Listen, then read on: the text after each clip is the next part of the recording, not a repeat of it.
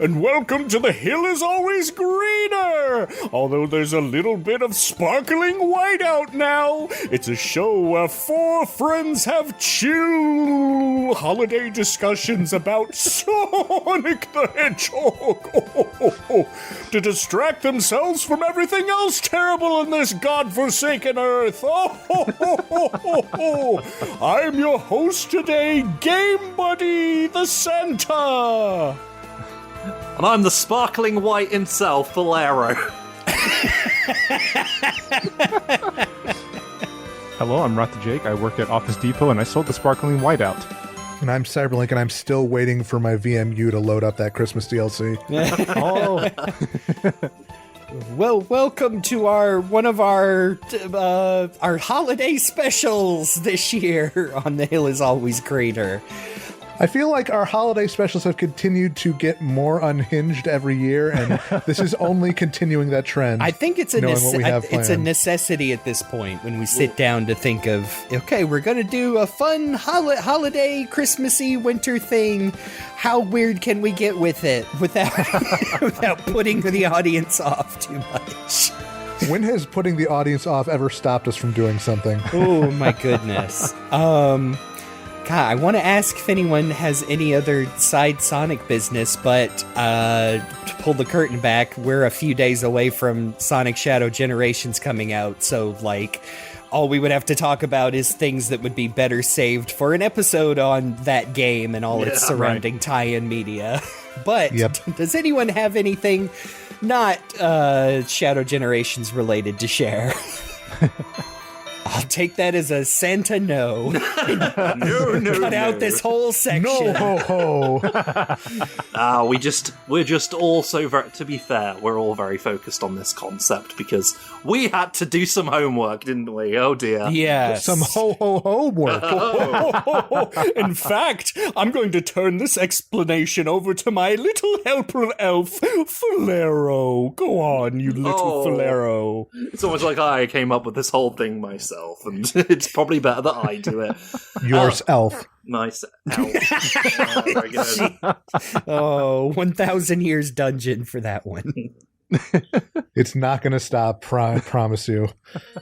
Well, it's good. This whole episode is going to be good for my elf because it's going to be a fun, creative exercise. Because what we're doing this time for this very special holiday, wintry episode of The Hill is Always Greener is we're introducing a brand new game for us to play. Yes, we get to play games and you get to listen. Isn't that fun, audience? Yes. Basically, it's going to be a little party game that we came up with. We're going to prepare in advance, well, actually, we already have prepared in advance a bunch of individual pitches for Sonic the Hedgehog-related Christmas specials. Woohoo! And then they're going to be thrown into the chaotic vortex of improvisation because I decided, hey, wouldn't it be fun if I made it worse right here on the podcast? So that's what we're going to do. That sounds delightful. What do you call this fun game of ours? Well, ladies and gentlemen, this is a little thing that I like to call Pitch Attention. And that is dedicated to our buddy Jeremy and his wishes and dreams and hopes about Knuckles the Echidna. Shared with Chris Meyer, cool streamer. Now, this is going to... Yeah, we're going to have a lovely little creative exercise. It's going to be a bit like our fanfic game, but it's completely original. We're not stealing stuff from Marin, who also stole stuff from other people, apparently, this time. But we kind of are. So, has everybody prepared their pitches? That's what I want to know. Is everyone good to go with your ideas? I've prepared a pitch, but I am not necessarily prepared for the pitch. Let's leave it at that. I think I've got mine using the lovely form you've done. I think I'm ready. I'm ready to share this with the unsuspecting world. I'm ready as well. And I threw mine together at the last minute, even though I'm the one who prepared all this. To be fair, we all kind of threw them together at the last minute for reasons of life and, writer's block and all sorts of other things. But I think that it's still going to make for a very a very entertaining episode just based on I know what I've prepared and I know the kind of things you guys tend to also prepare for stuff like this. So I'm glad we all have our preparations because some of them will be ruined through the course of this podcast, but that's fine. We're prepared, but we're not really prepared. And to set the scene, I'm going to throw us into a scenario, which I also prepared in advance, to really, get us into the Christmas spirit and also what we're doing here today. Because it's always like a little bit of role-playing. Because we're going to be the pitchers, and we're going to be thrown into this situation. So, just going to set the scene for us with my little narrative that I prepared in advance. prepare dramatic Christmas music. Yeah. Frost is in the air as we enter the walls of a building unable to keep the creep of winter at bay. At least, it feels that way. None of the calendars that hang up by the office cubicles are legible, so one cannot say with certainty that it is that time of year, or even what year it is for that matter. We find ourselves ushered into a boardroom. The clock on the wall reads 1 p.m., but we cannot be sure of its accuracy. The blinds are closed, so we cannot perceive the outside world. Truth be told, with the manner in which time shifts and warps the surroundings around us, it is enough to unravel one's mind. It is a mercy that we are separated from the miasma of anachronism beyond. All we know is Sega is here. Though we cannot make out their precise features, the individuals in suits represent the nebulous concept of Sega itself. And at the same time, service games of Japan, they look upon us, the hosts of a podcast in the 2020s, knowing that we alone, a group of Sonic the Hedgehog fans of advanced age, can answer the conundrum that holds them back from proceeding. History will remain locked in this purgatory of time unless we can provide them with the key to their freedom. We must each pitch a Christmas special for the Sonic the Hedgehog franchise, set in any time period or continuity from the wide, legally ambiguous spectrum of stories told over the decades of his existence. From its very inception all the way to the fearless Year of Shadow, it is up to us to pick a place in the timeline to weave a tale of festive joy. After all, Christmas is the most important time of the gaming year. So much of Sonic's tumultuous legacy is inexorably linked to the holiday. To tell a story of Christmas is to perform on the stage that is Sonic. For was it not Christmas Island, from whence the prickled protagonist was birthed? Sega refuses to directly answer that question, unfortunately, but we all know it to be true in our hearts.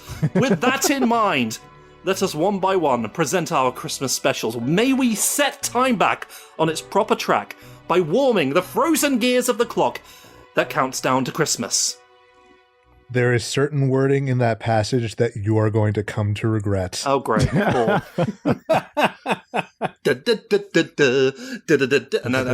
we got and after that we have my little form that I prepared with some very choice clip art. Yeah, I love it. Very much enjoyed it. The dabbing elves are a nice touch. I think so. Very much enjoyed it, even though when I tried to copy and paste it and do a separate doc for my own use, it completely wouldn't work, but totally worth it. Love that make a copy function in Google Sheets. Oh, yeah. So yeah, I prepared a special form for us all to fill in, but only up to a certain point. Only up to the first 4 questions and prompts, because from then on, this is out of our hands and it falls into the hands of fate to decide what happens. Because that's what it's like to be a person writing for the Sonic the Hedgehog franchise, apparently. But with that in mind, with our little list of things set up for us, I'm going to hand it first to Jeremy, our actual host, despite all of the the airtime I've taken up till now, to unleash upon us his pitch for a Sonic the Hedgehog Christmas holiday special. So Jeremy, what do you have for us? Because we start with the first question, ho ho ho. What Sonic the Hedgehog continuity do you want this Christmas special to be set in, and what medium will it be told in? Okay, so I sat down and just waited for the magical fairies of inspiration to tickle my brain wrinkles.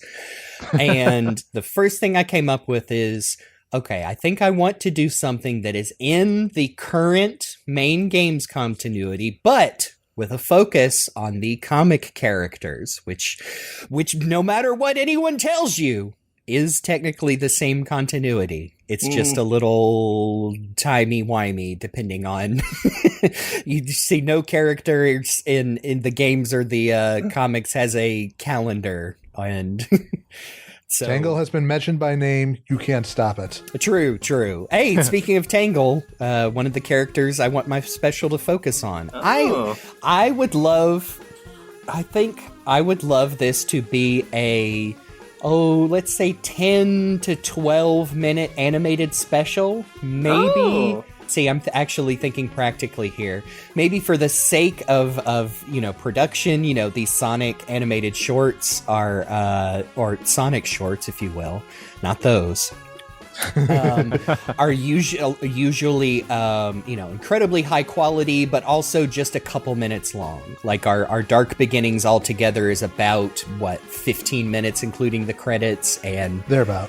I tell you what, man, that is some theatrical quality animation. Probably very time intensive, very expensive. So maybe, remember Rise of the Wisps? That kind of animated style. Maybe something like that. Or I think that style would be perfect for holiday special, especially with the no outline kind of art style to it. Very papery cutout, very cute. I would like something like that. I would also accept just a story in like an IDW annual. As far as if this was a real thing, it would probably end up being a comic story. But no, I would like a true, short Christmas animated special. That's how you're pitching it. It's your pitch. You get to decide what it is. So yes, if you want it to be an animated special, that's what it's going to be for now. That's what I want. That's what I want. Sega, damn it, slams my hands down on the desk. So, what is this Christmas special going to be called, Jeremy? I actually had a couple of ones, and I'm not sure.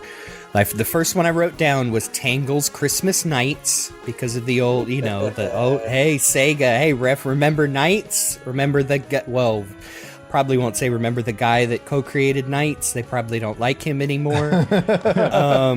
I also wrote down Tangle and Whisper's Christmas Blast for the same reason. Because, hey, they're friends. They have fun together. Having fun is a blast. Also, the Sonic game like that. And then also the one that I kind of like is Tangle's Not So Silent Night. Because that lemur, she gets into some crazy shenanigans. And also Silent, Whisper, it's kind of, there's multiple layers to it. You got it. Stay with me here, Mr. Executive. We're gonna flesh this out for the kids. So one of those, I'm leaning towards the last one just because it makes me laugh. Tangle's Not So Silent Night. Yeah, I think that's what, I suppose you got to pick one. If we're going to pick one, I think that's the one we go with. Yes. Also, like I've talked about in the past, hey, I'm a Christmas guy. I love Christmas. Also, I like to acknowledge, hey, you don't have to have especially with a fictional universe like Sonic the Hedgehog, you don't always have to use the word Christmas because that, it conjures certain religious connotations that probably don't exist in Sonic's world. Unless, you're one of those fan artists. Power to you, I guess. Hey, random. Did y'all see that the artist on Etsy that makes those 3D printed Sonic characters on crucifix necklaces found out that Pete Capella owns several of silver? Yes, I saw that. It really made fantastic. My day. He replied and said, I own several, actually, in different finishes. Oh, God bless him. Give us a brief synopsis of your Christmas holiday special story. Okay, so I originally wrote this first synopsis more like what you would read on the back of the box. So it doesn't really give all the details, but I think I can fill in here. So My brief synopsis is Tangle the lemur is determined to find the perfect gifts for all of her friends this winter holiday season. She's managed to find something, checked everyone off her list, except her bestest friend of all, Whisper the Wolf. She seeks advice from her fellow freedom fighters, and at this time, Tails mentions that he's been, busy working on a new set of, battle armor that he's putting the finishing touches on for, just in case. They encountered Eggman's new whatevers. And Tangle thinks to herself, oh, well, Whisper loves that kind of thing, right? She's not sure. She knows that, Whisper would probably like anything she got her, but she wants to do something special. But then, Whisper's kind of hard to read sometimes. What is she like? What present would she want for herself? Which, part of the story is maybe you shouldn't think too that hard about that, Tangle. So Tangle, the problem with the armor that Tails is working on is that it requires a large amount of chaos drives, as a power source.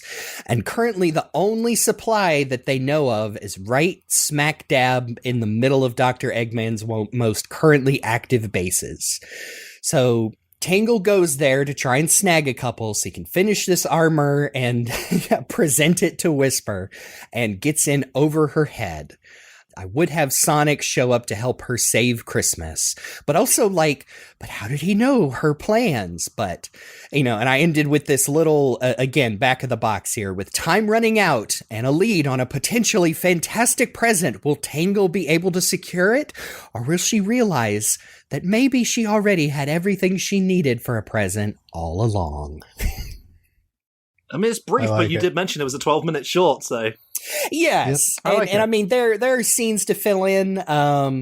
I want to, I don't want to jump too far ahead past the next two questions, so I think we'll get to that. But basically, yes, Tangle wants to find a present for Whisper. Instead of, she gets in her own head about it has to be perfect. She has to, Whisper has to know how much she cares.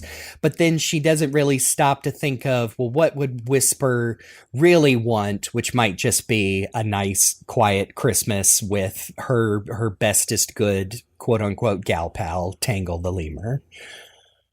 One of those. Not a completely original Christmas moral, but I like putting these characters into that. I mean, that's a legitimate pitch. You haven't actually given the whole game away, which is what I've done. But it's the next question is, what is the valuable moral being taught in this Christmas special? I mean, I think we've got a basic idea of it, but let's just confirm here and now. Yes, I like the note that it is mandatory. I will be you've thrown got out on my ass. Yes. Absolutely. Yeah. Let's see. Man, reading this back, this is very Veggie Tales. Giving gifts is a great way to show someone you care, but sometimes just being yourself is all your loved one needs. Thanks, Bob and Larry. And also Jesus, if it was. And also if it was VeggieTales, yeah. Okay, so those are the initial prompts that we were given. Now we get to the fun stuff. So, what happens next is, that's great, Jeremy. Unfortunately, the board of directors have decided that they need to make a change to your story because it's Sega. So, we'll open up a separate document here. You need to roll in the random mandate list to find out what it is they're demanding, and explain below how you're going to adjust the story to accommodate their demands. So, here we have a list of 12 mandates of Christmas, if you will. The board of directors decided to step in. You need to get a random number generator and roll a number for us from 1 to 12. Okay, roll a 1 to D12. 12. Rolling 6, which is... I must now include a concept in the story that Sega is very adamant on including, using a random word generator set to noun to determine what it is that now you're stuck with. Man, okay. Look up random word generator. I didn't even know they had those. Oh, there is one, and you can set it to noun specifically. Pulling the trigger. Magazine. Okay. It's going to be some corporate synergy, introducing that new Sonic magazine that they've got out in the shops over here, produced by Egmont. And I had a look at it, and it's what you'd expect. It's guff for It's kids. just stickers. It's got a Sonic comic in crap. it. They've taken screenshots from Wise of the Wisps and made a comic out of it. What? Yeah. Oh, one of those. Oh, what do they call those? Filmo comics or Screen cap film comics. mangas. Ugh. It's whatever. Yeah. Goodness. Let's see. Magazine. Tangle looks for a present for Whisper in the latest issue of Guns and Ammo. No, let me think. God, yeah. Yeah, maybe let's be a little corporate cynical here. She does pick up a gift guide that might just, as she's browsing like the market, picks up a magazine that has a gift guide that may or may not have some real life Sega Sonic merch included in it. And she holds up a big 2-page spread and it's just a horrible, Photoshop photocopy of the real one, and an editor's note pops up on the screen and says, available in shops now, kids. Tell your mom and dad. Because how else do you get true art made in this current time if not selling yourself out to the man just a bit? Yeah, I think that works. I think you made it through the Manda mandate just about fine. So, what's next on the... Oh, boy. Okay, so... Despite being in a timeless void beyond all chronological comprehension, Christmas is rapidly approaching, so Sega does not have time for your Christmas special to go out as planned, even though it's still in the planning stage. So remove one scene to make it work. Now, you don't actually have a lot of scenes, but it's fine. Just take out one scene that you've already told us about to still make this work. Well, let's see. I didn't have it in the pitch, but the passionate yet tasteful love scene underneath the credits at the end. It wasn't removed because of content. The creative board said I was actually very brave for including it, but the Foley team just couldn't get the soundscape ready by the time it hit air. No, real answer is I probably would have had a funny but like unnecessary to the story scene with like Surge and Kit, where they're still hanging around with the good guys, and Tangle tries to tell them about her plan, and they're both just like, wait, what the hell is a gift or a present or a holiday or hot chocolate? And Tangle just like doesn't have time to sit down and explain to them all these things. So we'll cut the fan favorites out of there. Okay, that's fine. But unfortunately, Sega has made another executive decision, and you must immediately swap out the second character in your cast with another Sonic character for reasons that they refuse to elaborate on. Which character gets the cut, and with whom do you exchange them? Goodness. I guess the easy...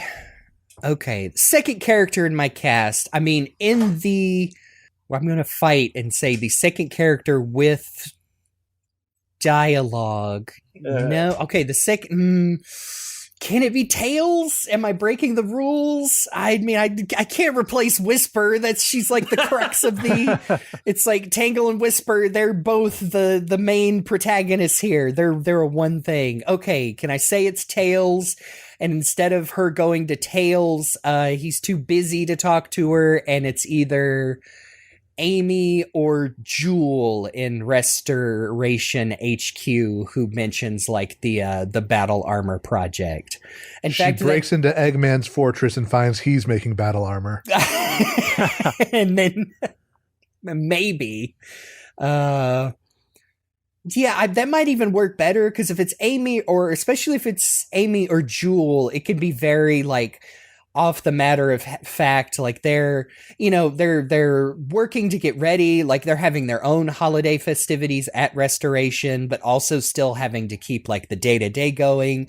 And they just mention offhand, we're trying to get that battle armor done before the holiday itself so we can all rest. Tails has been in the lab day and night and blah blah blah, and Tangle's ears perk up and says, wait, battle armor? Whisper likes that kind of thing, right?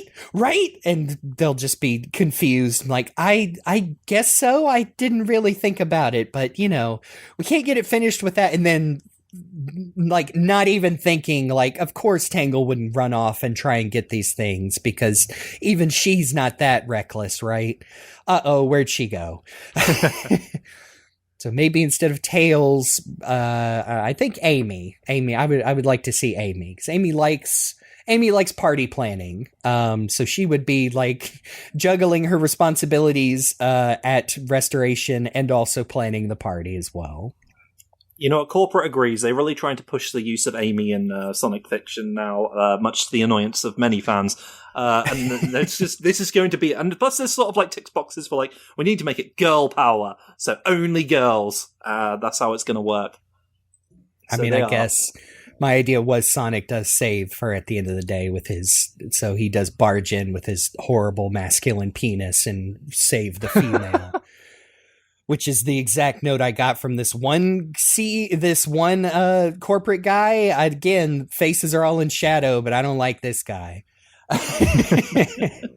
You know, we never know exactly who, so we have to pick out a creative person to be mad at instead of the corporate overlord. They know who they are. Yeah, I'm the one who'll get yelled at online, not them. So the next part was going to be reread your synopsis with the necessary changes, but I think yours is simple enough that it just like, you've just basically explained it. So I think that's it. It's just Whisper, just now that Tails isn't in it, and also what was the other thing that we added to it? Oh, and also there's a magazine in it now. Oh yeah, okay. So here, if I didn't actually get to finish writing this down, I'll have to do it after this. But I do want to have. Okay, so here's my full completed pitch for this. Okay. Tangle wants to find Whisper a present. She's very much wants to find her a physical object, something that would be fun that she would like. She's going to go shopping. This is where she'll find the Sega mandated magazine that she flips through, but doesn't see anything Whisper would like. And then I would like to have her run into the conductor's wife, which I'm just going to call her Flora. It's not her canon name, hasn't been used yet, but her designer calls her that. And I like it because I would like Tangle to run into Flora at a flower shop, a boutique. And, Flora and the conductor are like, obviously, they're like vanilla, where they're designed to be like, okay, these are like fully grown adults with like jobs who pay taxes and have health insurance and whatever. Compared to our regular Sonic cast who are forever young adults who don't have any of that baggage. And so she gives Tangle some, wise, grown-up advice that basically boils down to our moral of, I'm sure, your friend will love anything you give her, but maybe you shouldn't be thinking about just, a practical present, like a whatever you're looking for. Maybe something, a symbol. And she starts telling her about like the language of flowers. And I would like her to suggest maybe Tangle giving Whisper I think it's a calla lily, which is just a pretty white lily that is often used to symbolize peace, love, and quiet serenity, or just straight up like silence, hence the silent night, and also Whisper, that's her name. But Tangle doesn't really take it to heart. She's kind of like, yeah, that's great, but no, I gotta find something else. And what I would like to have is maybe in the background, is maybe show that like, see, I don't know if we could show that like Sonic is just around Tangle this whole time, like maybe he's in the market, or if he's actually like, hears her loudly complaining, talking to herself, and is just kind of like innocently eavesdropping this whole time. Because then I want to have the whole thing where she goes to Restoration HQ and meets Amy, who's party planning, and mentions the big project, but they need those chaos drives, and they're just not going to risk raiding one of Eggman's most active bases anytime soon. It's too dangerous. But of course, Tangle is going to run off and try and do that on her own. Maybe even have, I don't know, one of Whisper's wisps with her. That would be kind of cute.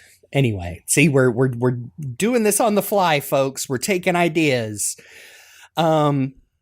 But I don't even know if could have Eggman show up, but maybe not. Maybe just a bunch of robots. Maybe not complicated with the actual Dr. Eggman showing up, but maybe a bunch of egg pawns. But Tangle, gets caught. Maybe she gets the chaos drives. I don't think that really matters, but Sonic, who has been aware of her situation, shows up and helps her. They team up and defeat them. It's not just Sonic coming in to clean up her mess. They really work together. They do a one of those fastball specials with Tangle's tail and pinball Sonic all around, destroying the egg pawns. But yeah, we'll say they get the chaos drives, and even though she'll deliver them back to Restoration HQ, but realize that that's not something Whisper would have wanted. And although she's glad she could have helped, like why did she think that was the answer to her her problem? So then she goes and meets Whisper. Let's see. We'll say after the party, Whisper likes her quiet moments alone. So we'll say after the party, they're walking home, and Tangle just kind of lets it all spill out of she tried to find a present. She's sorry, and she knows she won't be mad, but she's still really sorry that she doesn't have one. And of course, Whisper tells her the moral of the story is that, the fact that she went through all that shows her how much she cared, and maybe she can make a joke about how stupid that was. And they both laugh.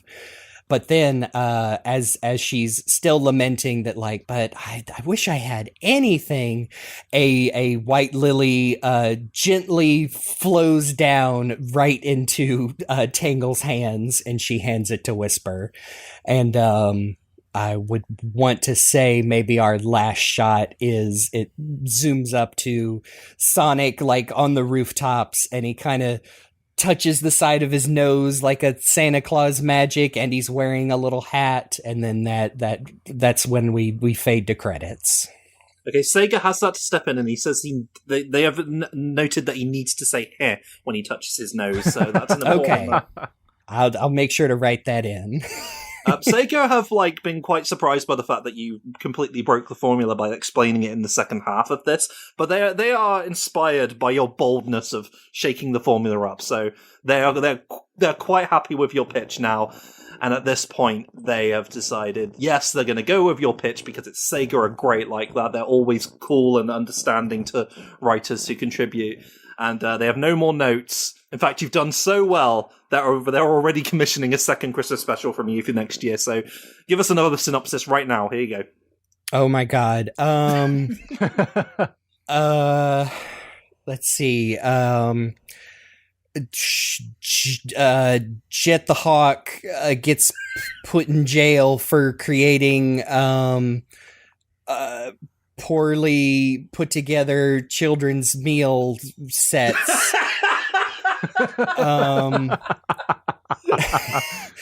And the Christmas part of it is we should kill rich people that do that. He's put to death by someone.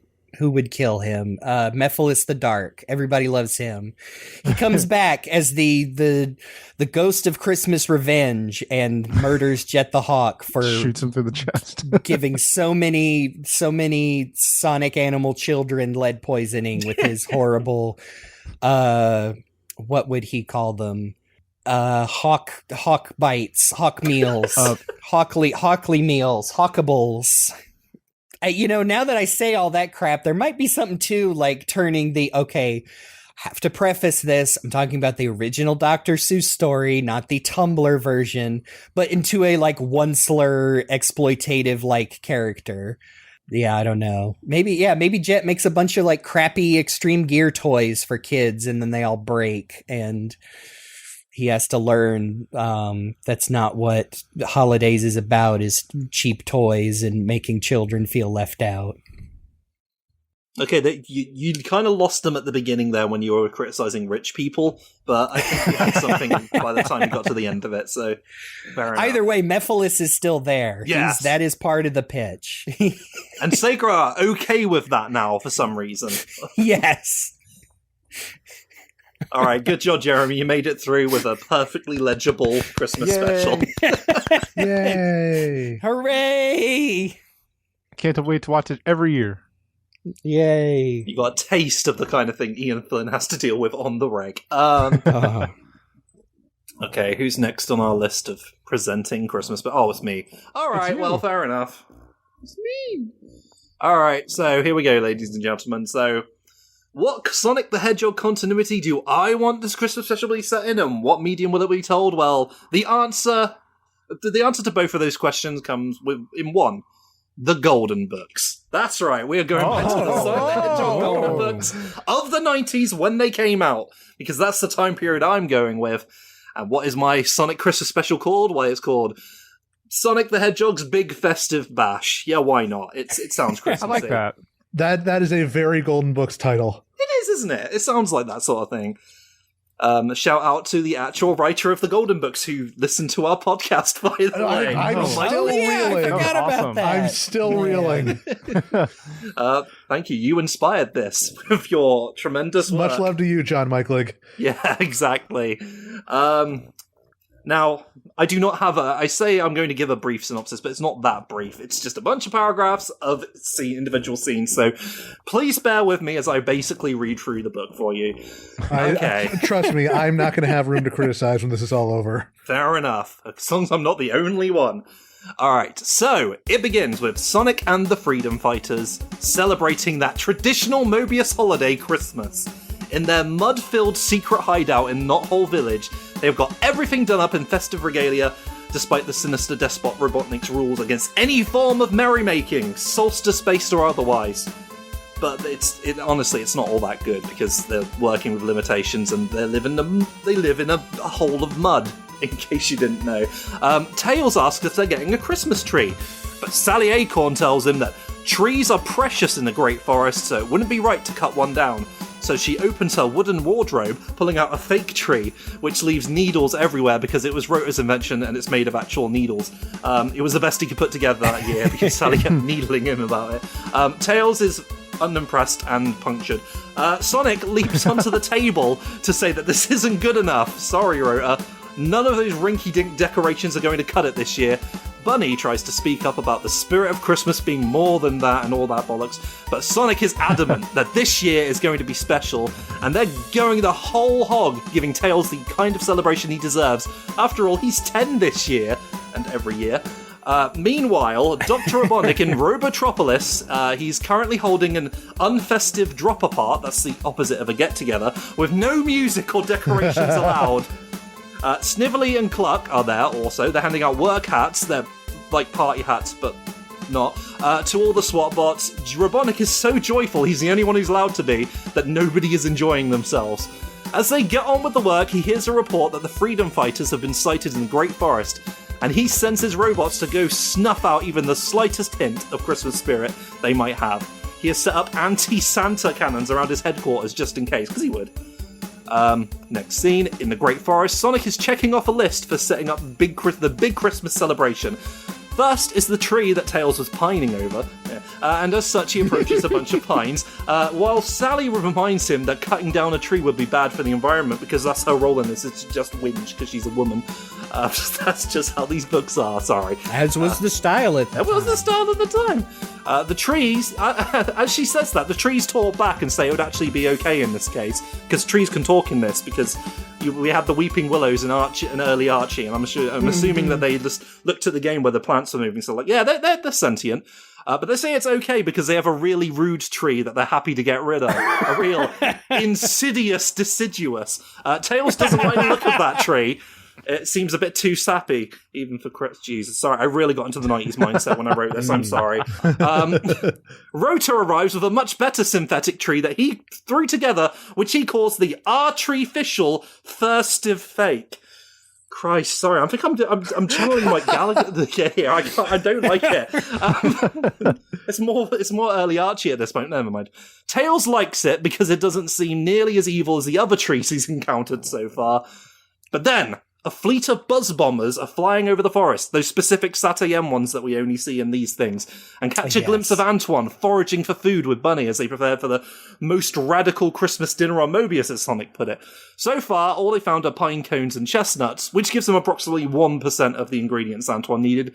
The bandits report to Robotnik, who is currently trying to drown out Snively and Clucker with singing misery carols, which you get it.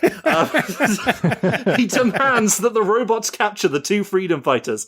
But before they can do that, they are pelted with pine cones by Bunny, who tells them to cone home. As she escapes with Antoine, she says she's glad she's a herbivore and not coniferous. Jesus, sorry. I was tired when I read this. Back with Sonic and the others. This is going for a while, I'm sorry. Back with Sonic and the others, they've met up with a bunch of chickens who are living in a coop, because they need to make eggnog, so they need eggs, right? The chickens refuse to come out of their hideout, however, as they're all cooped up to get away from Robotnik's forces that keep raiding their henhouse for eggs. Sonic says there's no need to fret when he's there, and not to be a bunch of chickens, which of course they take eggception to. Then Bunny runs onto the scene with Antoine, telling them to duck, which the chickens also take exception to. Why am I laughing at this? This is bad. That's when the buzz bombers That's appear. why you're laughing. Yeah, that's true. It's not that I don't like this or am disappointed. It's just every next pun is like a small blow to my torso that I'm having to absorb. So it's good in a good way. It is like I feel like it is a bit more like earlier. It's the Metal Gear Rising meme, but with puns instead of punches. That's fine.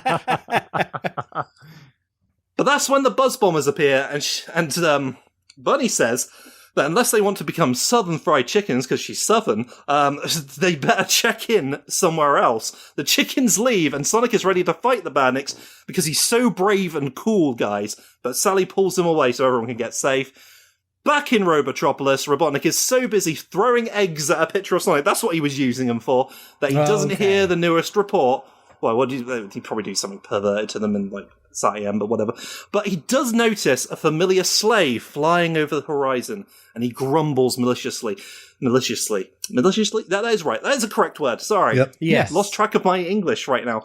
Santa never brought him a single gift, just lots of coal, which he actually liked, and he used it out of spite because he loves fossil fuels and smokestacks and all that stuff. It's good, actually. But he hates Santa. So he plays his favourite record, I'm Dreaming of a Black Skyline, and he decides to stick it to old Saint Nick, but by sending his factories into overdrive and pumping out loads of smoke.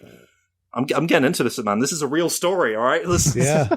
Buckle in, we're getting somewhere with this. In another part of the forest, Tails points out that it's snowing until he tastes it and realizes it's ash from Robotnik's pumped-up pollution. Bunny suggests that maybe we should drop the celebration plans and go take out Robotnik's machines, but Sonic is being his signature stubborn self. And he moves on to the next item, tinsel, baubles, and all sorts of fancy decos. Oh, wait, that's British. Well, never mind. That's exactly when a bunch of Borobots blast out of the ground, and Sonic busts their butts, leaving springs and coils and microchips all over the floor, which Rota quickly fashions into makeshift decorations. This then leaves the last item on Sonic's agenda. Presents, of course. But where can they find those? So close to Christmas, and there are no stores in the forest.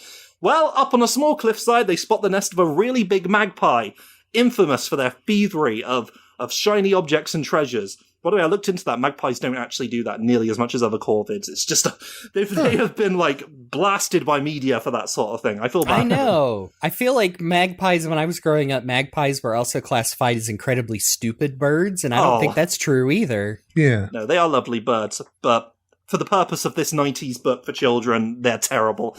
Sonic figures it'd only be fair to retrieve some of those as gifts, and maybe they'll even find something they lost before because of the magpie stealing things, because that's what they do. They're horrible people, and we should cancel them.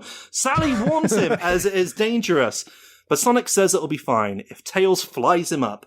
And so, the two-tailed fox does just that, like in the game, Steve! But they get so surprised by the magpie as he was actually in its nest the whole time, and Tails falls. Oh, well, actually, Sonic catches him in the last minute, And he brings her back to safely, and suddenly Sonic has his realization that he was being a dick, as he often does in these books, and he realizes maybe it's not worth putting his loved ones at risk just for the sake of a perfect party, especially his little bro, because he was doing that for him to begin with. Like Bunny keeps on saying, I won't shut up about, Christmas is about being with those you care about, not fancy gifts, just like in Jeremy's story that I didn't know about before this, but it's fine. That said, he did find her hairbrush in the nest. That's hair, H-A-R-E. And she's very happy about that. As they make their way back to Knothole, Robotnik appears in person, hovering in his Eggomatic. He says he's tired of watching these robots bungle the anti-festivities operation, and he's going to handle it on his own. So he's going to cut down all of the trees in the Great Forest to ensure nobody gets to celebrate ever again.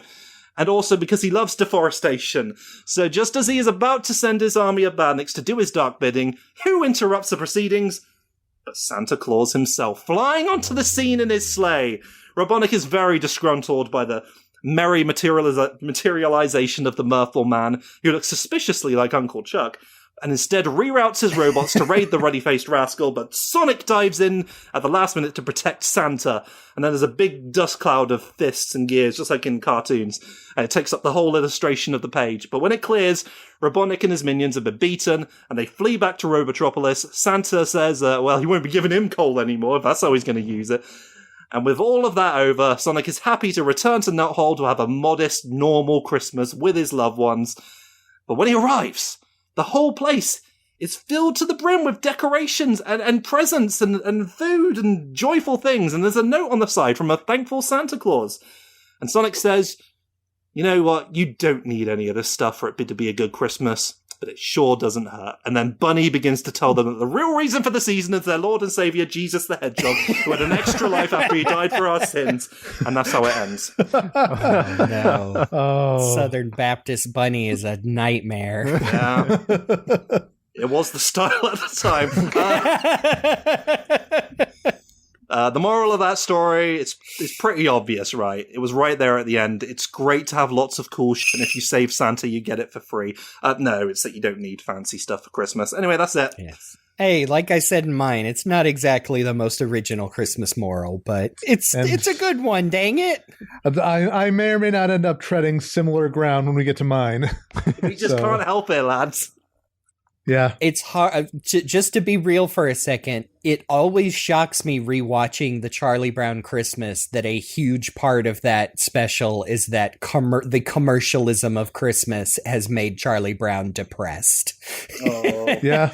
I feel like that's a little borderlining on radical by today's standards, which is a little sad, but so I like that. That was amazing. Let's contract an artist right now. Yeah. Unfortunately, we've got to run it through the ringer of Sega. So this is where we ruin it. Sorry, everyone. So the board of directors decided to make a change. I'm going to roll around a number from 1 to 12 to find out which of my 12 mandates of Christmas I'm ending up with. It is 6.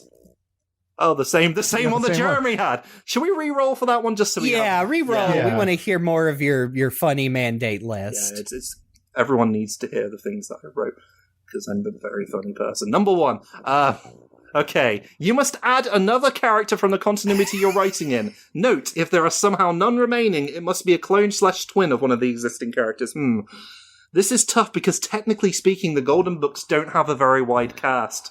If it was, You didn't mention Snively, did you?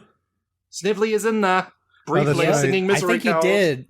Robotnik, Snively, even Uncle Cluck. Chuck, Rotor Antoine, Bunny. I mean, technically, oh, Uncle boy. Chuck isn't even... No. They mentioned Uncle Chuck, Mutsky, and Sally's father as people they need to find. Mutsky! Mutsky's in it! Mutsky's in the thing! There we go! We did it! He's got antlers on, like a little reindeer. Aw. Yeah, he's there on Santa's sleigh. Is like Rudolph just happens to look like Mutsky, but we all know. Okay, we solved it. I managed to make it work. I didn't have to sacrifice my story that much yet. Or make a clone or twin of one of the existing characters. Oh no, it's Dark Santa. It's Santa Black. It's Dark Bunny, the agnostic.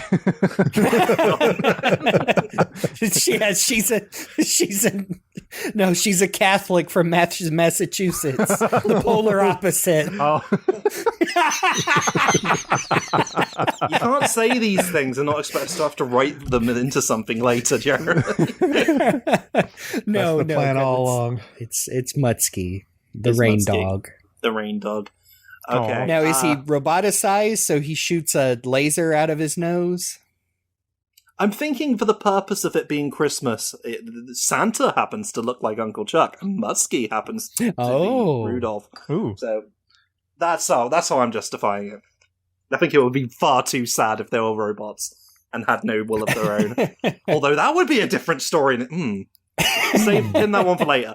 Okay, so despite being in a timeless void, blah blah blah, don't have time to go out as planned. What scene? I need to truncate one of these and remove a scene. Which scene do I get rid of? That because I put a lot of work into this. Oh boy, what kind of horrible monster would make me have to remove some of this? Oh wait, I did this all myself. Jeez. Which of these is not necessary? Technically speaking, one of the cut scenes where we cut back to Robotnik, I suppose, doesn't. We don't necessarily need to have him throwing eggs at a picture of Sonic and talking about how he didn't get caught. Technically, I could move like the mention of Santa into a previous scene. See, if I'm thinking about this like logically, and also Santa's terrible. He'll say in an earlier scene, so I can remove that scene. Although, if you do, then there'll be a plot hole about him stealing the eggs, and everyone on the internet will send you death threats. It's fine. I'm ready for that. Okay, that's the one I'm getting rid of. Next is number 7.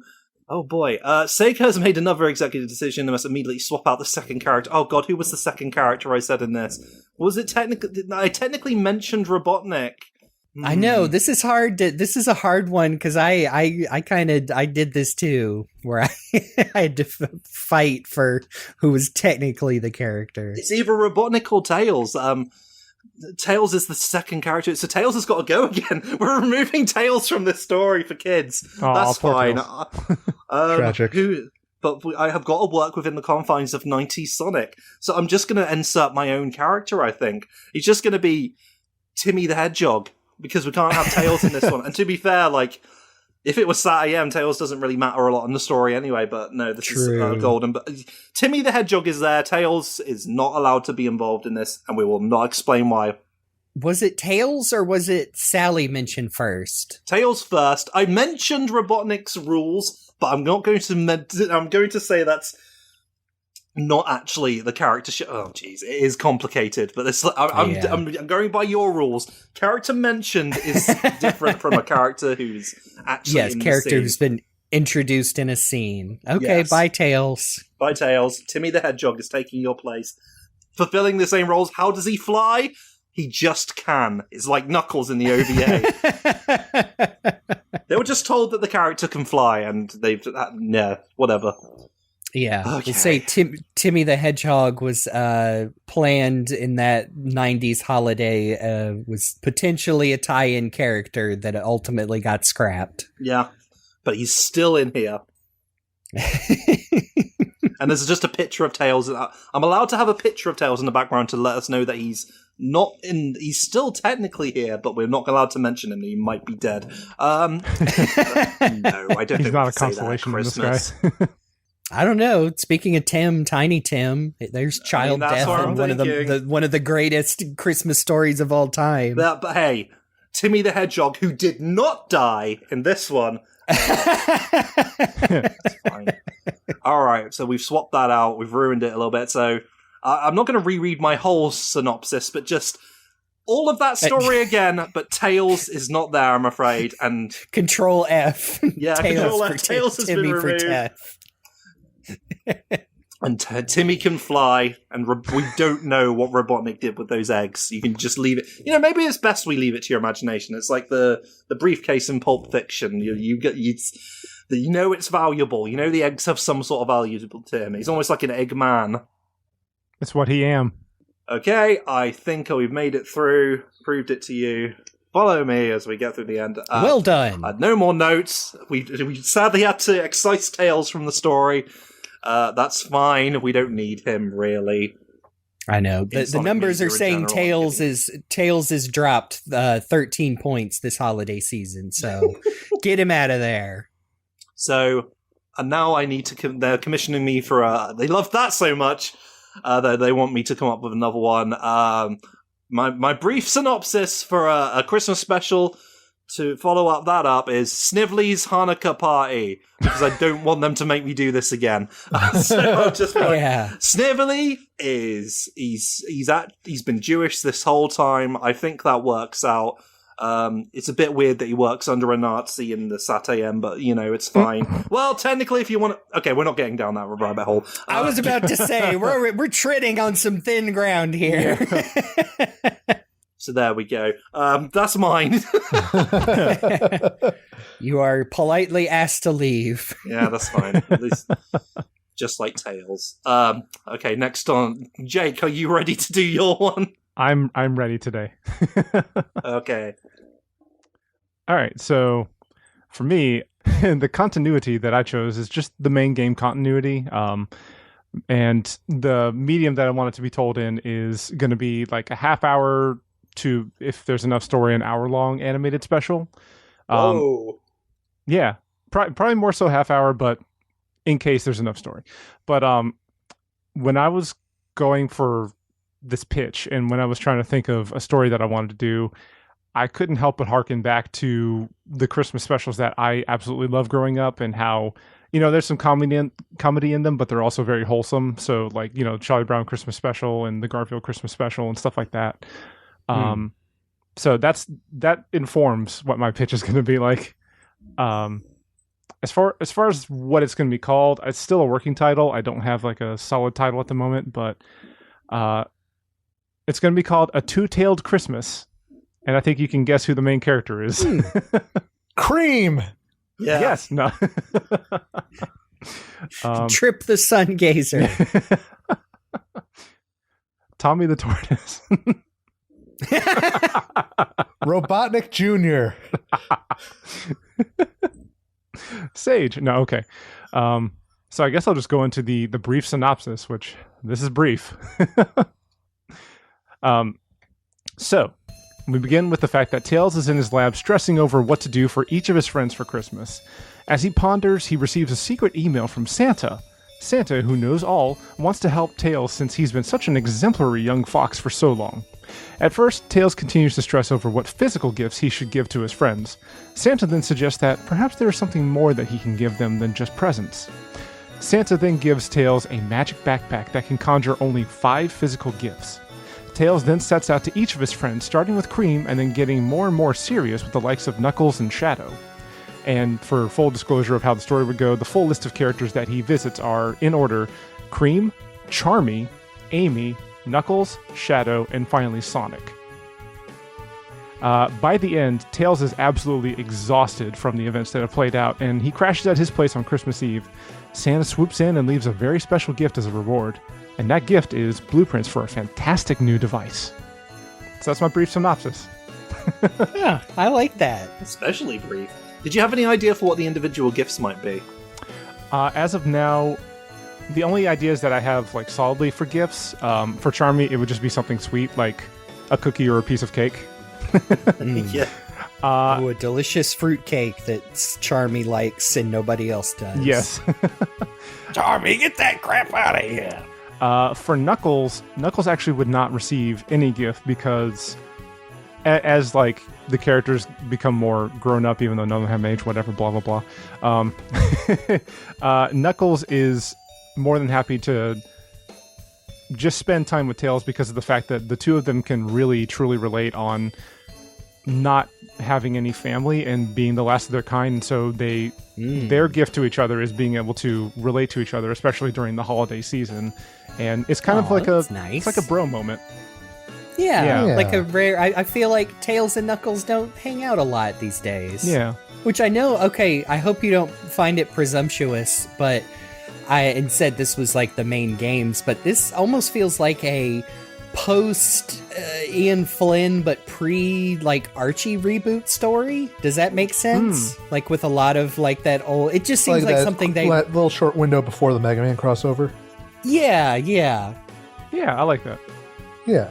And then for Shadow, that was going to be like, this is a Christmas special, so it's not like grimdark, but the most serious scene out of all of it, where, you know, Shadow was probably trying to initially like kind of shrug off Tails, but Tails is very insistent, and through dialogue and maybe even some action, they eventually come to an understanding, and before Tails leaves, he conjures up a picture of Shadow and Maria to give to Shadow before leaving. Aww. Yeah.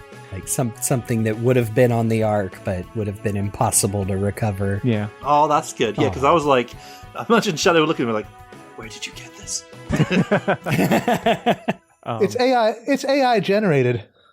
Oh no, Tails, no! No, I couldn't help but think of, even though it's not Christmas, I think it is, it's one of the What If episodes of Futurama, but where the professor is the Wizard of Oz. Oh, yeah. Says, and I have something for you, for your courage, cowardly lobster.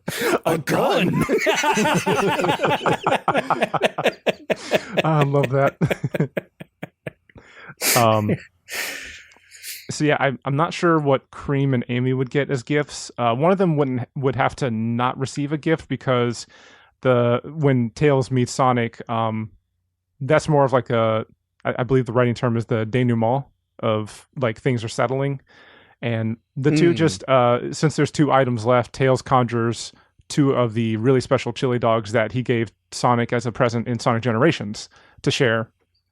Oh Yeah. Yeah. So. And the women get nothing. Because we can't shop for women.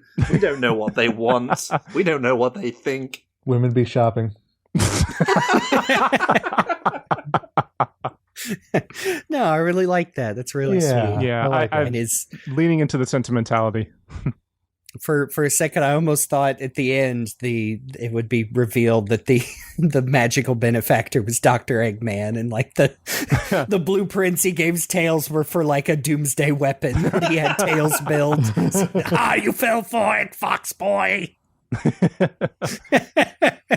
It's called the Death Fox now. Yeah, and then Tails would turn it around. It's like, I knew exactly what these blueprints were for, and so I made some changes, and just blast Segment out of the sky. But yeah, just definitely going for like the sweet sentimental vibe of the classic like Christmas specials that I grew up with, and I feel like Tails would be the good vehicle for that. Yes, I always like it when they acknowledge both parts of Tails, that he is a boy genius who's incredibly, knowledgeable and intelligent, but yes, is still a little baby boy who likes candy and presents. He's a good boy. So as far as the valuable moral that is mandatory, yes. The one I've decided on is that sometimes the best thing you can do for a person is to simply be with them and let them know that you care about them, which is most evident with Knuckles and Shadow. And Sonic. Mm-hmm. Yeah. Hey, like we said, if you've listened to this show these past several holiday seasons, we're all a bunch of big Christmas softies. So hopefully you knew what you were getting into. Pretty much. Chris, I'll let you read out prompt number 5 just for the theatrics of it.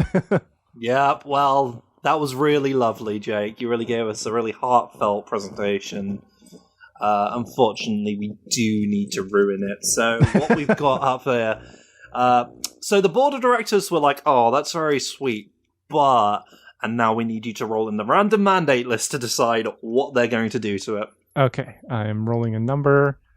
I got 12. I got 9, which is, whoops, an entire aspect of the Sonic franchise has suddenly changed forever. Meaning you cannot use an important plot device anymore, e.g. the Chaos Emeralds, Power Rings, etc. Pick one from your chosen continuity and rework your story without it. Okay. Huh. I suppose it would also have to be something relevant to the story itself. He's like, oh, there are no Chaos Emeralds. Good thing I didn't use them in this. Right, yeah. Knuckles has passed away. Oh, no. Knuckles is an important plot device at this point, so... Oh, my gosh.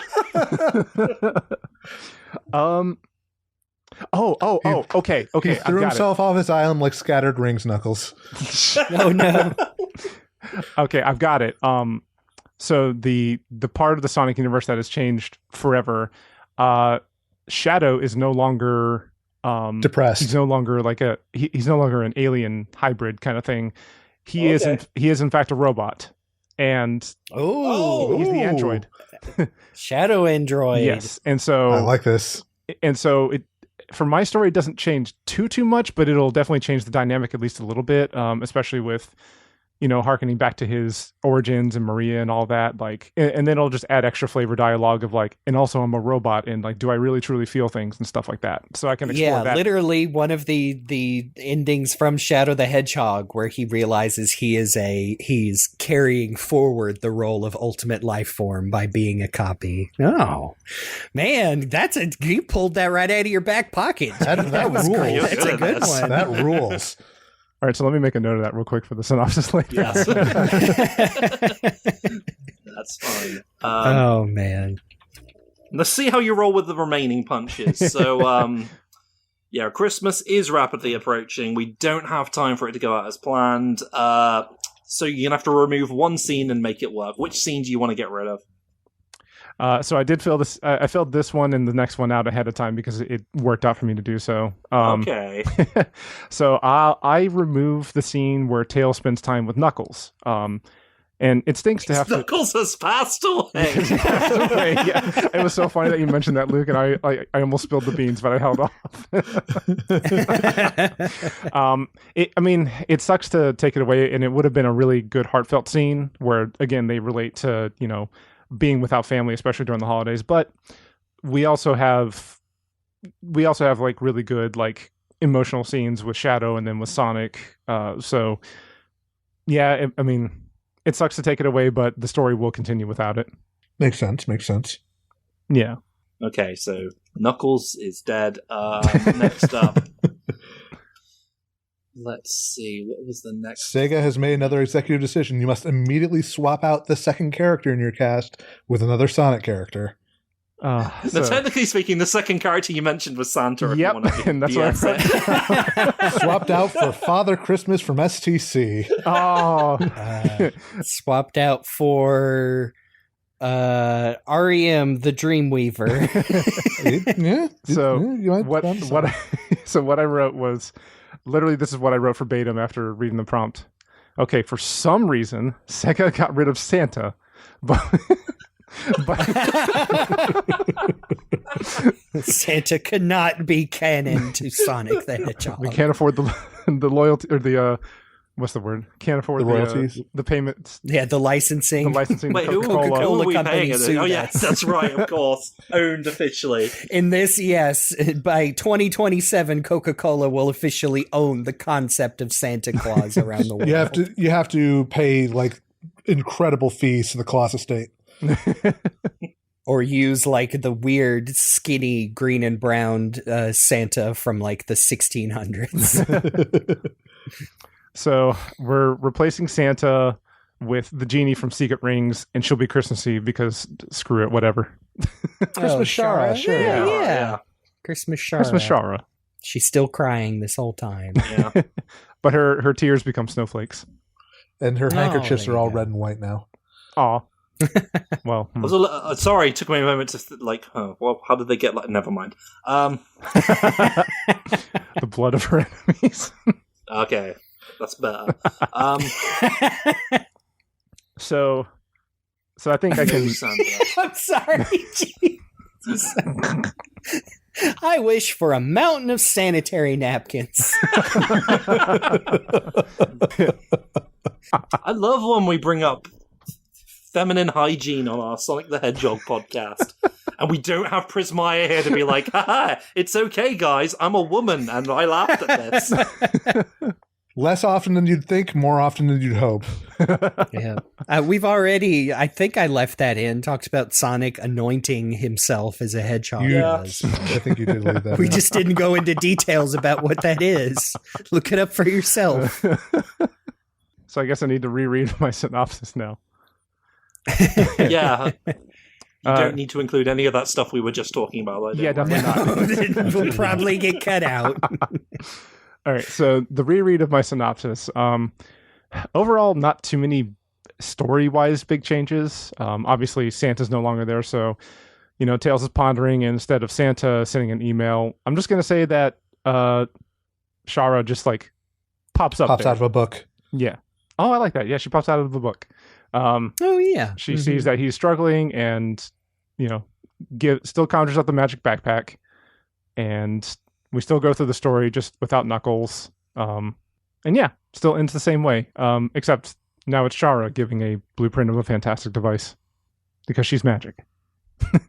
Oh, could be like a cool, like, fantasy Da Vinci-esque, like, flying machine from the fictional Arabian Nights. Or just like a death laser. Either way would be pretty funny. It's a Archimedes death laser, except it actually works. Archimedes? From the Sonic comics? No, not that guy. Get out of here, you stupid ant. Who breathes fire? For some reason. So, okay, you did it, Jake. Good job. No notes, except now we need to commission a new one from you. So can you give us a brief synopsis of a second Christmas special in the last 5 minutes of your pitch? All right. For this one, and I promise I didn't come up with this beforehand. This is kind of off the cuff. So this will be just like a 3-minute online special. It has to do with Cream and Vanilla making a snowman, and then Fang the sniper comes by and he ruins it. But then Emerald is activated and chases Fang away. And then Tails and the rest of the gang come by and they help rebuild the snowman even better than before. And it's happy and Christmas and sparkly. Yay. Yay. That's great. I'm so sorry that we've been doing this podcast for a while. When I hear Fang, I just hear Fangu. So Fangu shows up and ruins the snowman. She would. she might, just for the laugh. She knows that the snowman had pig ears and was kill on sight. And she's like, you need to add vagina bones. Fangu just curls up into a ball and smashes into it. And goes, Unga. Yeah. Now, they don't approve of that particular addition to it, but I think they're fine with your original pitch. Yes. Except for he's Fang the Hunter now, we gotta call him that, don't forget. That's true. Oh, yeah. Yes. No sniping. Sniper, no sniping. He stomps on the snowman with his giant pain-in-the-ass super robot from the Sonic Superstars. And then he destroys the snowman. He actually destroys the snowman with his immediate death laser that ruined the whole thing. That's why they have to give Emerald all 7 Chaos Emeralds so he overloads again and sacrifices himself to defeat. Oh no. And then the snowman is just Emerald. Yes. Yeah. In loving memory. Yeah, I guess we did say Emerald. It should be General. Yeah. Close enough. We get it. Yeah. It doesn't. They knew the what intent they is there. The lore team is in the Sega boardroom and they're whispering. They're playing a game of telephone. They're sitting all the way in the back and they're just like, he probably meant General, sir. And the oldest guy there is like, who is any of these characters? I don't know anymore. I remember Sonic. How much money will this make? That's the important question. Yes. That's the real making moral. Money. Luke, what's your tremendous pitch that you've been teasing to us this whole time? So, I struggled with this for a very long time. I was not sure what exactly I wanted to do. And then about a week ago, I noticed in Chris's document, in the little prologue thing, it very specifically says, any time period or continuity from the wide, legally ambiguous spectrum of stories told over the decades of his existence. And then it all clicked. And then I started writing. And then I started writing some more. And then I kind of just didn't stop. For the format, this would be, we've been doing the whole thing of a lot of us have suggested, this will go straight to web, put out on, the Sega social media channels and whatnot. And I'm like, yeah, no, this is the same way. This goes straight to YouTube. But as for the continuity and the title. Shake, I need you to read this in your best narrator voice.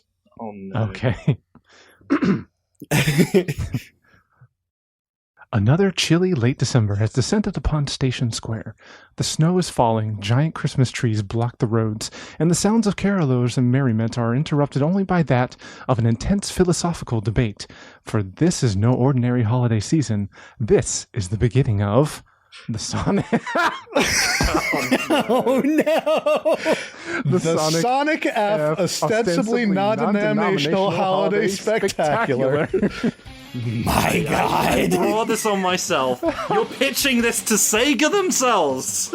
So here's the script. You all have your lines. Jeremy, yours are highlighted. Oh no! Hey everyone who's been asking us where the new episode is. Here we go. Jeremy, yours are highlighted in blue. Chris's are in red. Mine are in yellow. And Jake has everything that is all bold. Okay. Oh, I think these colors might be mixed up. Oh no, wait, no. I'm reading. Chris is in Chris Thorndike. Oh my God. Okay, I'm already losing. I almost made that mistake before too, and I was writing the damn thing. Yeah, I got confused for a second there. Mr. Sega, you know what the kids fucking love? A bridge series. They've never been more popular than ever. Especially in the year 2024. Yep. Just let us jamokes take your highly valuable IP and make poopy jokes. Oh boy. Okay. I guess shall we start? Let us begin. All right, here we go. Sonic and his friends are walking down the street as he and Chris are engaged in a heated discussion. You're describing a big guy with thick facial hair and a red bodysuit. In my experience, the only thing someone like that drops as he flies by are explosives. But he gives presents to all the good little children. Oh, so you're endorsing home invasion now. How do you know those boxes aren't filled with badniks? Well, And furthermore, you really think this guy is running across the entire face of the planet in a single night? Dream on. There's only one dude who can pull that off, and you're looking at him. Oh wait, who's playing Tails? That's you. That is you. Okay, doing my best Morgan voice. Well, technically, I suppose it would be theoretically possible if he managed to disrupt the flow of time itself using chaos control. Do not even. The debate continues well into the night back at Thorndike Mansion. And another thing, you say he only comes when everybody's asleep and aren't watching for him, but your mansion is literally covered in security cameras. And you're telling me you've never seen the guy? I choose not to look. I respect Santa's privacy. But you have no problem using those same cameras to accuse me of taking the last chili dog. Trust me, your breath was far better evidence than any security footage. Well, I'm not waiting around for a spiny in my stocking. I'm taking the proactive approach. Sonic runs off, soon finding himself in The North Pole, at last. Good thing there was enough blue whales for me to sled on to get here. Okay, time to find that merry menace. Sonic darts all around the frozen wastes, only to find Nothing! There's not even a trace of a workshop around here. Unless, of course, it's a subterranean complex. Oh, you clever son of an elf. Determined, Sonic rushes all the way back home. Sorry. Can't believe we're doing this. Oh, yeah. Wait, we had no idea the scope of this, by the way, home audience. I reread Archie Sonic X issue 15 cover to cover multiple times to get this all right. Yep, and this is a cold read. Yep. Okay. Of course it's cold. It's December. Chris, I need to borrow an oil derrick to start digging in the North Pole. Don't lie. I know your family has one. Nobody gets a house this big without some dirty money. Sonic, can I speak to you in private for a moment? Chuck leads Sonic out into the hallway. Look, Sonic, you need to chill. Santa isn't real. Uh-huh. Pull the other one. I'm serious. The parents are the real ones who give kids their presents. But then why lie about... A lie, sure, but an ultimately harmless and well-intentioned one. The fantasy of someone giving gifts to others and asking nothing in return gives people hope that maybe the world isn't as bad as they think it is. You know, like somehow some people believe ethical billionaires exist. Wait, What about your son? What about my son? Sorry, Sean. You play that bastard well. On the evening of December 23rd, the gang gathers in downtown Station Square, where a large crowd has already formed. Doing my best, Courtney. Scarlett Garcia here. No, that's terrible. Scarlett Garcia here, reporting live from the annual Station Square tree lighting ceremony. Also featuring a giant menorah because ostensibly Nondenominational. That is a good Courtney impression. Yeah, that's a really good Courtney. Yeah, you're right. What the hell? I'm good at this. Because ostensibly non-denominational. I still don't trust this whole Santa thing. As soon as I let my guard down, I just know that's when he's going to ride out in his sleigh-o-matic and start swinging big ornament wrecking balls at me. Oh, I think I hear sleigh bells, kids. I wonder who that could be. Come on, Sonic, let it go. Give me one good reason to think Santa could ever possibly be evil. As if on cue. As if on cue, Eggman appears on the TV screens, thinly disguised as none other than Santa himself. Ho, ho, ho! Merry Christmas! You planned this, didn't you? Nope. Truth is stranger than fiction sometimes, buddy.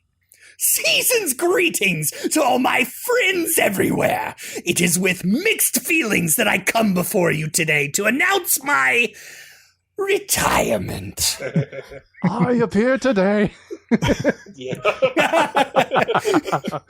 The sound of screaming, panicking children fills the air. Various adults begin glancing at each other nervously. Don't be sad. This is happy news. This Christmas will be the best Christmas ever because the most wonderful person in the whole wide world will be taking my... Nah, I'm just messing with you. Could you even imagine? But seriously, folks, you have 24 hours to hand over Sonic, or everybody goes without toys this year. Toodles! There's a beat pause. Then the crowd lunges, all chanting in unison. Get Sonic! Get Sonic! Get Sonic! Get Sonic! Get Sonic! Kill him! Who's Sonic? He was never good! Hey, what are they doing? This is obviously phony. They all know that isn't Santa. But the kids don't. They all think that Santa just threatened to abandon them this year. And I think the parents are so desperate to keep up the ruse, they're willing to give you up to do it. So these people are going to sacrifice the guy. So these people are going to sacrifice the guy who saved their lives multiple times just to keep up a... Okay. Cold read, everybody.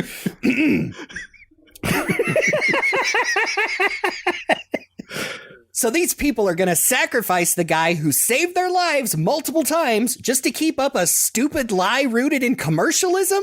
Oh, I've changed my mind. Santa's not just evil, he's conceptually evil. Sonic and his friends make a run for it, but with the whole world out for his head and nowhere else to go, they eventually turn to Knuckles, who allows them to stay on his island. No, absolutely not. Agrees to hide them until the heat dies down? Keep going. Gives them 60 seconds to take a breather in the spirit of the season, then they gotta get the heck out of Dodge. There you go. What are we gonna do now, Sonic? No, if only the real Santa were here. I guess I don't... Wait, the real Santa?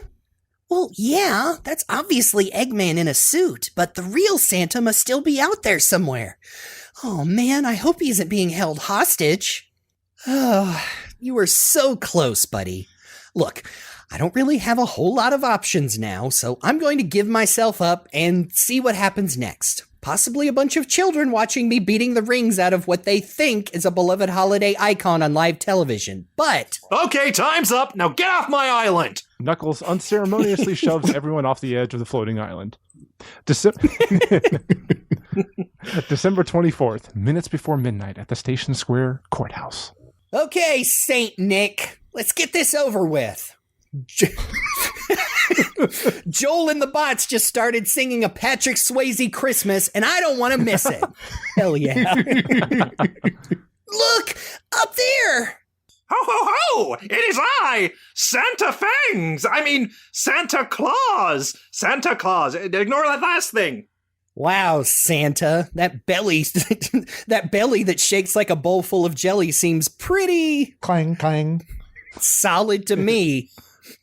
Yes, Santa has been doing a lot of squats and deadlifts lately. Now, you've been a very naughty boy this year, Sonic, and since you're on the naughty list, that means I get to abduct you for the good of society. That's the thing Santa does, right? Keep going. You're nailing it. If I must. Wow, that was easy. On Runner, on Hoofer, on Beauregard, on the other one! Later at the North Pole. All right, Eggman, I'm not afraid of you. Whatever trap you've set, I'm here to meet it standing tall with my head held high. Actually, I'm gonna need you to get into this bag first. Okay, so I'm meeting it hunched over with my head pushed up against the inside of my... oh no. Misread that. Hang on. Anointing Oh no, he's himself. anointing again. Cold read. Okay, so I'm meeting it hunched over with my head pushed up against the inside of a sack. But my point stands. No fear. As Sonic feels himself being carried, he can't help but think to himself, Eggman must really believe in this scheme if he went so far to turn everyone on Earth against me to pull it off. I'm not sure what he's planning, but it must be something incredibly elaborate and worthy of my dashing heroics. Oh, good, you've got him. Okay, throw him in this big hole. This is the worst day of my life. throw him in this big hole. Suddenly, a helicopter descends from above. Hold it right there, Eggman. Wait! I'm here on official Santa-related business. I'm his, tech consultant. Yeah, I'm helping him replace all the elves with robots. They don't have a union, so they can't stop me. Nice try, but that's not possible because that's not the real Santa Claus. Oh, yeah? Well, how do you know? Because that's the real Santa Claus. Ho, ho, ho, and all that other shit.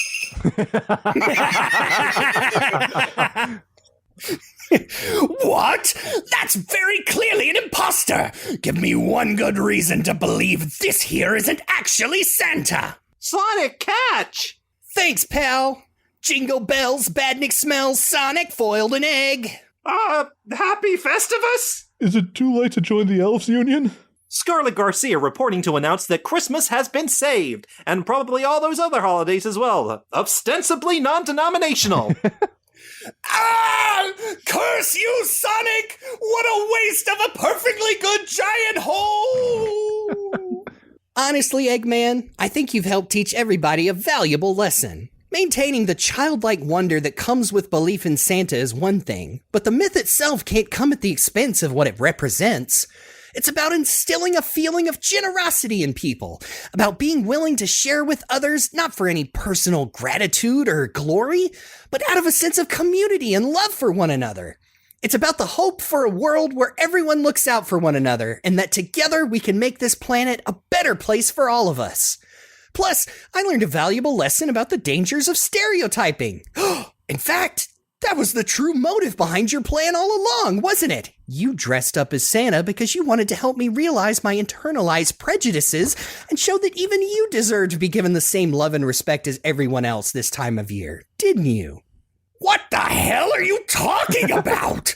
I only dressed as Santa because the timing worked out that way. If I came up with this in February, I would have thrown on some wings and a diaper and told everyone to hand you over or they'd die alone. Oh, well, I tried. Season's beatings, egghead. No, I'm out of here. Bah, humbug! Eggman and his badniks take off as the others watch them ascend into the sky. It's a good thing my skin tone inexplicably changed to help sell the skies, huh, Gramps? Archie, bless us, everyone. Later at Thorndike Mansion. Oh, wow! It's the complete series of Sonic X, now available in subtitled or English dub format from Discotech Media. Please support the official release. How did Santa know? Sonic hiding a Santa hat in a gift receipt. Oh, I'm sure he has his ways. The end. Yay! That was damn beautiful. That I was awesome. warned you. Well, there you go, folks. I'll keep it going for another decade. Yep. We were well due. Oh man. Is there any way to even go through the rest of the document with that? right. I mean, yes. I think so. Yeah, let's make well. Here's the I'm thing. not sure how Sega responded to that. Well, But here's the thing. That's what the mandates are for. It's to make sure that things are more in line so that they're more likely to accept it. Oh, That's okay. true. Well, I want to hear, okay, Mr. Cyberlink, speaking on behalf of the Sega corporate guys. How do you boil that nonsense down and do a valuable moral in this Christmas special? I mean, when you get down to it, Sonic kind of explicitly laid out the moral. It's a message about generosity, about kindness to one another, and about, celebrating the actual sentiment and spirit behind the image, like the iconography and commercial veneer of the holidays, rather than the imagery itself. And also, don't judge someone by their combination of weight, facial hair length, and clothing color. That's my favorite part. That's good. Us at Sega Corporate have noticed people are getting more and more racist online every day. It's true. The kids need to know racism is bad. Unfortunately, they need to be taught that. Well, as we established previously, destroying the universe would destroy racism, but that's true. But let's I know I got to work within, Sega's mandates and guidelines, so let me roll my D12 here and see what I'm dealing with. Oh, perfect. Number 3. If your special is voiced and that third mentioned character in this is not allowed to be played by their usual voice actor, please pick another VA from the existing cast to fill in. Sorry, Morgan, but you're being replaced by Colleen O'Shaughnessy. It's how the dice rolled. It's our version of stunt casting, sorry. Yep. But that does bring us to the next part of it, which is we need to cut a scene. So I mean, what's it's an easy cut. It's either, cut the first scene of Sonic and Chris arguing about the nature of Santa, or cut the Knuckles scene. Like, both of them can be cut relatively easily without having to disrupt the overall flow of the Knuckles story. scene is really good. It is really good, though. If I had to pick, If I had to pick between the two, then it would be like the first Sonic and Chris arguing scene. Yeah, you could. That gets established. You get it. Yeah. Okay. Not cutting Knuckles this time. Not this time. No. Tails gets to stay in either way. Who did not die. Yeah, my story gets to keep Tails and Knuckles. I'm on a good streak. Yeah. All right. God, when I said that, I just had like an official Sega social media post, like an image with alt text that is just explaining we at Sega have decided to make an important decision in the future of the Sonic the Hedgehog franchise. Knuckles the Echidna has passed away, quietly at home, surrounded by friends. How will this will be reflected in the next main Sonic title? It's just like a black and white photo. 1993 to 2020, whatever. It's like the Japanese memorial photos with like the black ribbons on either side. Yes. Oh my god. Oh, that's you just put an image in my head there. Just people and Sonic fans freaking out. Wait, why? What happened? And just responding with, he died. He died. Can't believe we've killed Knuckles the Echidna this episode. I can. Yeah, that's true. But yes, number 7.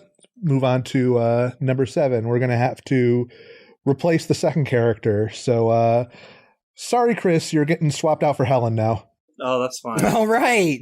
Just like we always wanted. I mean, when you get down to it, Helen is probably the best other character for this to work out with, because she's like the one where she has the most like childhood innocence of them all to like still believe in Santa, I think. Yeah. Not to stereotype her too much. Yeah. I mean, that's the unfortunate thing about Helen. Like, there's only so much official material of Helen, except that one episode. Yeah, you kind of have to work with what the text has given us.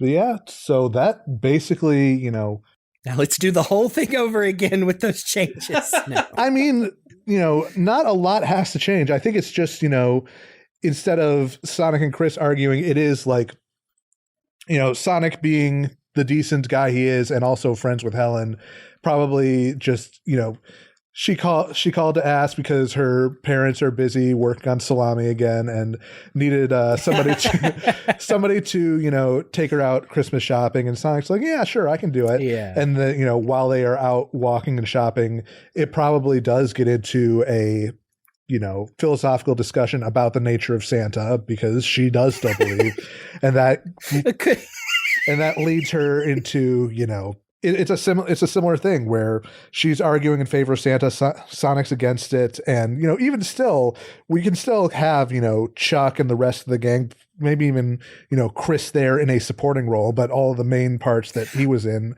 get taken up by Helen now. I was about to say, would you have Chris, he would be supportive of the Santa conundrum, but he'd be like, Chris, is Santa real? Oh, no. Santa is Daddy's credit card. Yeah, that checks out. Oh, Knuckles. Oh, Knuckles. We hardly knew you. Can you imagine if they killed Knuckles the Echidna because of all of the legal shenanigans that surrounded the Echidnas? Oh, no, we cannot anymore. Rip Knuckles, he's dead now. Not quietly like the comics did, let's quietly move away from the Echidnas. No, they just it is a full Knuckles has died. It's a full-on Gerald Robotnik firing squad. Knuckles killed himself in his prison cell. Don't look up the glide logs. Oh, no. So you basically covered the synopsis of it, with all the new additions. So I think Sega are okay with this now. They're like, yes, it took a lot of convincing. Series. Well, now you've catered to our particular demands. We're actually okay with that. Get fucked, TMS. I don't need to do anything with TMS. It's all Archie. Oh, you're right. This is an Archie one. And they're like, you know what? Actually, it's fine. We don't care about all of that anymore. Somehow we probably own it if we gave a shit. We'll figure it out in legal. Pretty much. And then they send death squads to all of our houses. Oh no. Because that's what abridgers deserve. Are the death squads the ones asking for a sequel?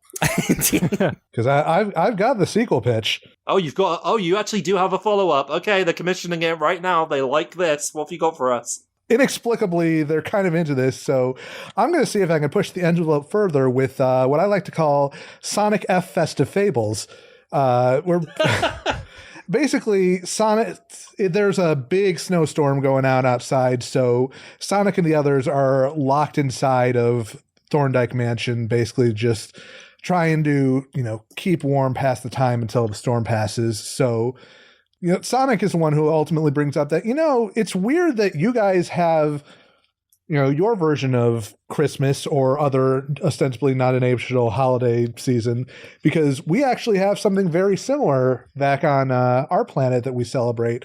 And so at Chris's urging, Sonic starts telling tales of past holidays from before they came to Chris's world, like the time he stopped a fake Robotnik from detonating a bomb at the Emerald Hill Christmas party, or the time he stopped Vile Peter from kidnapping kids and tried to fight Father Christmas, no! Or the time Tails defeated the fake superhero Captain Christmas.